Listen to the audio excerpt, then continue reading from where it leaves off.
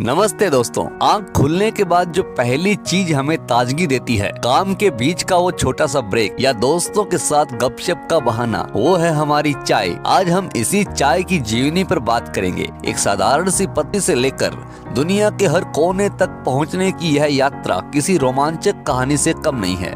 तो चलिए शुरू करते हैं। कहानी 2737 ईसा पूर्व की है, जब चीनी सम्राट शेन नूंग अपने महल के बगीचे में गर्म पानी पी रहे थे। अचानक पास के पेड़ की कुछ पत्तियां उनके कप में गिर गई और पानी का रंग बदल गया। उन्होंने इसे चखा और उन्हें इसका स्वाद बहुत पसंद आया। यह कोई साधारण पेड़ नहीं, बल्कि कैमेलिया साइनेंसिस का पेड़ था, जिसे हम चाय के पौधे के नाम से जानते हैं।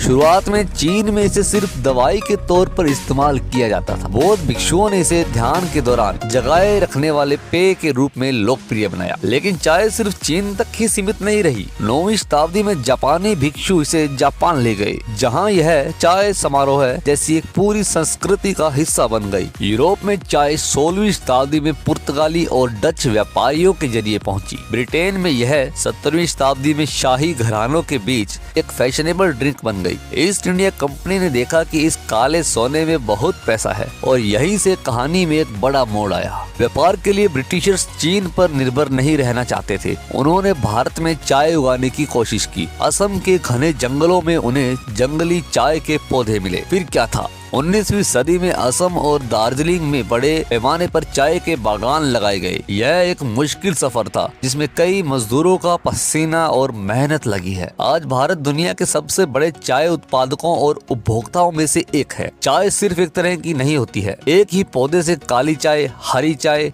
सफेद चाय और उलोंग जैसी कई किस्में बनती है। फर्क बस उन्हें सुखाने और ऑक्सीडाइज करने के तरीके में होता है। आजकल टी बैग, इंस्टेंट टी और नए जमाने की आइस टी ने इसे और भी सुलभ बना दिया है। चाय ने सीमाओं को पार किया है, संस्कृतियों को जोड़ा है और इतिहास के कई पन्ने पलटे हैं। यह सिर्फ एक गर्म पेय नहीं है, बल्कि भावनाओं, परंपराओं और यादों का एक प्याला है। चाहे वह भारत की मसालेदार चाय हो, ब्रिटेन की आफ्टरनून टी या जापान की शांत मचा, इसने पूरी दुनिया को एक साथ जोड़ कर रखा है। तो अगली बार जब आप चाय की चुस्कियां ले, तो इस लंबी और अद्भुत यात्रा को जरूर याद करें। आपको कौन सी चाय सबसे ज्यादा पसंद है, हमें कमेंट्स में जरूर बताएं। अगर आपको यह वीडियो पसंद आया तो लाइक करें, शेयर करें और सब्सक्राइब करना न भूलें। जल्द ही मिलते हैं अगली कहानी के साथ। धन्यवाद।